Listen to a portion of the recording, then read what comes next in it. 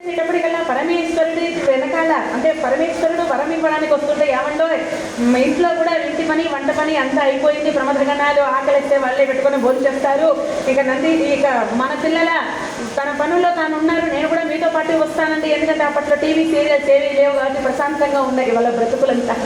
కాబట్టి నేను కూడా వస్తానండి మీతో అని చెప్పేసి పార్వతీదేవి అనేటప్పటికల్లా సరే పార్వతి రా వెళదామని చెప్పేసి అన్నారు.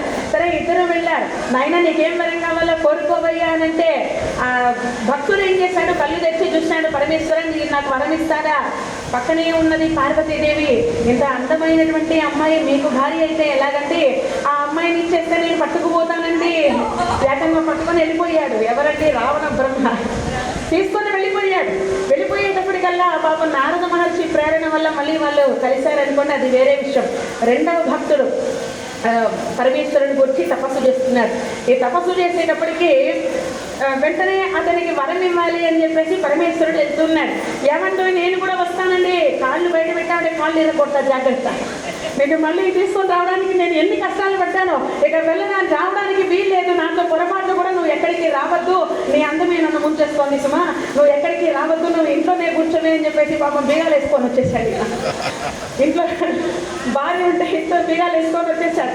ఈ వచ్చేటప్పటికి భక్తుల దగ్గరికి వచ్చాడు. భక్త నీకేం వరం కావాలో కోరుకోబోయి అనేటప్పటికల్లా స్వామి యుద్ధం చేయాలంటే గదలు కావాలి, ఆయుధాలు కావాలి, ఇదంతా ఏమీ లేకుండా ఇప్పుడు నా చెయ్యి ఉంది చూసారా, ఎవరి నెత్తినైతే పెడతానో వాళ్ళు బూడిదలాగా మారిపోవాలి,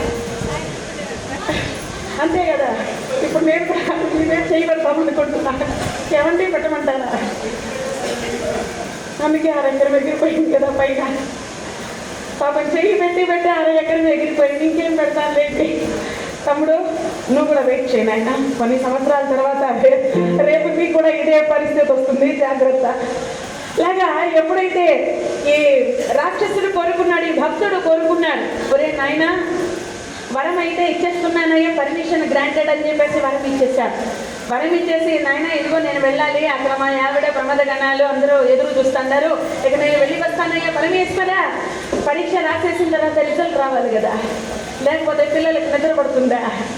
అసలు నిద్ర పట్టదు. 10 ముద్దలు తినేవాడు కూడా 1 ముద్ద 2 ముద్దలు తినేసి వదిలేస్తాడు. ఎప్పుడు రిజల్ట్స్ వస్తుందో, మా అమ్మ దగ్గర ఎన్ని దెబ్బలు తినాలో, మా నాన్నగారు ఇంట్లో నుంచి బయట దోసేస్తాడో, ఊర్లో నుంచి బయట పంపించేస్తాడో తెలియడంలా పాపం పిల్లలకి నిద్ర పట్టదు కదా రిజల్ట్స్ రాకపోతే.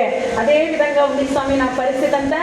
కాబట్టి మీరు వరం ఇచ్చారు కదా, ఆ వరాన్ని ఎలా జరిగింది, ఆ వరం అంతా కూడా సార్థకం చేసుకోవాలంటే ఏదో ఒక ప్రయత్నం చేయాలి కదా స్వామి. అయితే ఎవరు నెత్తినైనా పెట్టరా, ప్రస్తుతానికి చుట్టుపక్కల ఎవరు లేదు, ఎవరు నెత్తి మీద పెట్టే ఎవరు ఊరుకుంటారో, మీరున్నారు కదా మీ నెత్తినే పెట్టేస్తాను స్వామి అన్నాడు. ఓరి నీ దుబ్బదగా వరం నేను రాయించింది, నన్నే చంపేయాలనుకుంటున్నావా, నన్నే యమధర్మరాజు దగ్గరికి టికెట్ లేకుండా పంపించేసేయాలనుకుంటున్నావా, ఏమిటా ఇది అయ్యే పని కాదురా అని చెప్పేసి అంటే అదంతా కుదరదు, నేను మీ నెత్తిని పెట్టాల్సిందే అని చెప్పేసి పాపం పరిగెడుతూ